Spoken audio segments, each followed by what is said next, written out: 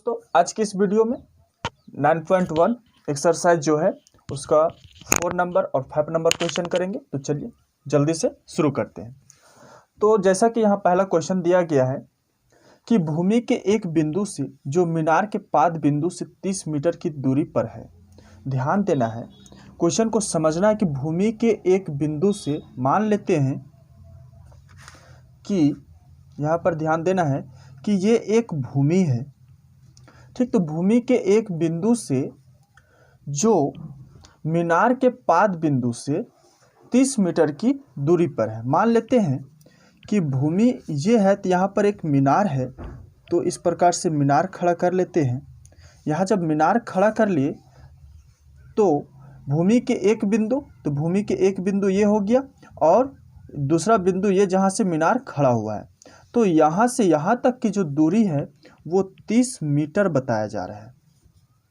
30 metre की दूरी पर है। मीनार के शिखर का उन्नयन कोण 30 डिग्री। इस शिखर से जो उन्नयन कोण यहाँ पर बना हुआ है, इस प्रकार से जो उन्नयन कोण बना हुआ है वो है 30 डिग्री, ठीक। यहाँ पर है 30 डिग्री। तो मीनार की ऊंचाई ज्ञात कीजिए, यानी कि ये ज्ञात करना है। अब इसका नाम लिख लेते हैं, ए बी और सी। यहाँ पर आप लोग स्केल के द्वारा खींचिएगा लाइन को तो सही से खींचा जाएगा। और इससे जैसे यहाँ 4 नंबर क्वेश्चन और 5 नंबर क्वेश्चन इस वीडियो में बताने वाले हैं, तो 1, 2, 3 नंबर क्वेश्चन को देखने के लिए इस वीडियो पर आई बटन है, आई बटन पे आता ही होगा, उसको आप क्लिक करके पीछे वाले वीडियो को देख सकते हैं। तो ये हो गया। अब यहाँ लिखेंगे हल में, माना कि मीनार की ऊंचाई ज्ञात करना है। तो माना कि मीनार की ऊंचाई, यानी कि ऊंचाई क्या है, ए बी बराबर एच। ए बी बराबर एच, एक्स वाई जेड कुछ भी मान सकते हो, उससे कोई दिक्कत नहीं। तो ए बी अगर एच है और बी सी क्या है हमारे पास, बी सी है 30 मीटर, ठीक। इसलिए समकोण त्रिभुज ए बी सी में, समकोण त्रिभुज ए बी सी में देखेंगे, ए बी निकालना है तो यहाँ हो जाएगा ए बी और इधर से हो जाएगा बी सी। अब यहाँ पर ध्यान देंगे, ए बी बी सी यानी कि लंब और आधार। लंब और आधार किसका होता है, 10 का होता है, ठीक। लंब और आधार किसका होता है, 10 का होता है। तो 10 कितना डिग्री, 30 डिग्री। तो यहाँ हो जाएगा 30 डिग्री।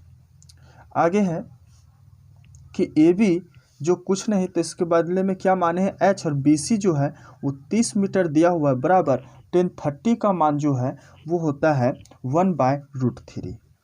ये इस प्रकार से हो गया, ठीक है। अब यहाँ आगे क्या करेंगे कि तिरछा गुना करेंगे तो √3h और बराबर में 30 हो जाएगा। चलिए यहाँ से h को निकाल लेंगे तो 30 ऊपर और √3 क्या हो जाएगा, नीचे हो जाएगा। आगे का यहाँ काम करेंगे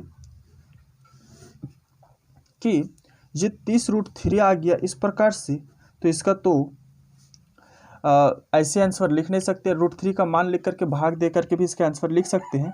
तो क्या करेंगे, इसमें लिखेंगे √3 का हर या फिर हर का परिमेयकरण करने पर। तो यहाँ लिखेंगे हर का परिमेयकरण। क्या लिखेंगे, हर का परिमेयकरण, ठीक। तो हर का परिमेयकरण करेंगे तो हर का परिमेयकरण √3, तो √3 और √3 ये हो गया। अब यहाँ पर 30 को √3 से गुना करेंगे तो 30√3 हो जाएगा, और √3 और √3 3 हो जाएगा। 3 से 3 दहिए 30 कट जाएगा, तो यहाँ 10√3 बच जाएगा। हो जाएगा कि नहीं। तो अब यहाँ लिख सकते हैं, अतः मीनार की ऊंचाई इक्वल टू 10√3 आंसर। ये इस प्रकार से बन गया। चलिए अगले क्वेश्चन को देख लेते हैं, यहीं पर है सामने कि ये अगला क्वेश्चन है कि भूमि से 60 मीटर की ऊंचाई पर एक पतंग उड़ रही है। मान लेते हैं कि यहाँ पर ये भूमि है, ये क्या है, भूमि है, और भूमि से 60 मीटर की ऊंचाई पर एक पतंग उड़ रही है। मान लेते हैं यहाँ से, चाहे देखिए लाइन इधर खींचे या इधर खींचे, बात एक ही। जैसे उसमें देखिए पहला वीडियो में अगर हम इधर खींचे, पहला क्वेश्चन में 4 नंबर क्वेश्चन में, तो एक बार इधर से खींच के बता दे रहे हैं, ठीक। तो इधर खींचे या इधर खींचे, इससे कोई दिक्कत नहीं। मान लेते ये भूमि है और यहाँ से जो भूमि से है से इतना दूर पर यहाँ पर पतंग उड़ रही है, इसका जो ऊंचाई बताया जा रहा है वो 60 मीटर है, ठीक। ये 60 मीटर हो गया, यहाँ पर पतंग उड़ रही है। अब बोला पतंग में लगी डोर की अस्थायी रूप से भूमि के एक बिंदु से बांध दिया गया। अब यहाँ से जो पतंग है उसका जो डोरी है सीधा तो हो नहीं सकता, तो डोरी जो है सो भूमि में यहाँ पर बांध दिया गया है, ठीक। यहाँ पर बांध दिया गया है डोरी को। तो भूमि के साथ डोरी का झुकाव 60 डिग्री का, और यहाँ पर जो झुकाव बना वो है 60 डिग्री का, ठीक। यह मानकर कि डोरी में कोई ढील नहीं है, अब ये डोरी पूरी तरह से टनी हुई है, तो डोरी की लंबाई ज्ञात कीजिए। अब हमें ज्ञात करना है ये, ठीक। नाम लिख देते हैं ए, बी और सी। क्लियर हो गया। अब चलिए यहाँ पर लिखेंगे हल में, हल माना कि डोरी की लंबाई इज इक्वल टू क्या है, ए और सी। ए और सी, इसे भी एक्स वाई जेड कुछ भी मान सकते, तो चलिए इसे एक्स से डिनोट कर देते, तो ए सी एक्स हो गया। और ए बी जो है वो मिल गया हमें 60 मीटर, ठीक। और ये एक्स मीटर, इसलिए समकोण त्रिभुज ए बी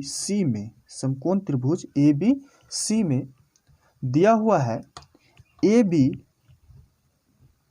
बटे ए सी, ठीक। तो ए बी बटे ए सी यानी कि लंब बटे कर्ण क्या होता है, साइन का होता है।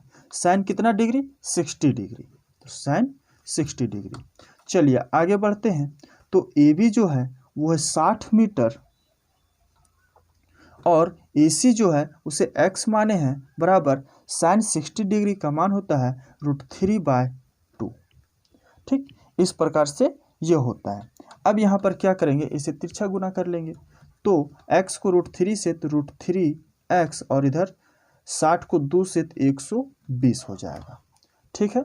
हमारे पास यहाँ जगह थोड़ा सा कम पड़ जा रहा है, तो आप लोग क्या करेंगे कि कॉपी में सीधा बनाते चलेंगे। अब यहाँ पर आगे क्या करना है, x को जब बाहर निकाल लेंगे तो 120 ऊपर जाएगा, √3 जो है वो नीचे आ जाएगा। फिर से यहाँ हर का परिमेयकरण लिखेंगे, हर का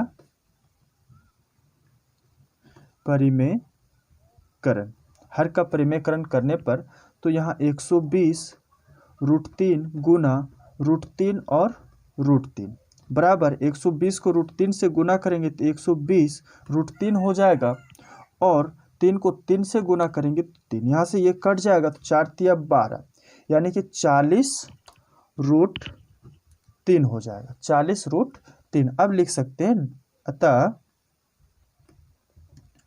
डोरी की लंबाई इज इक्वल टू 40 √3 आंसर।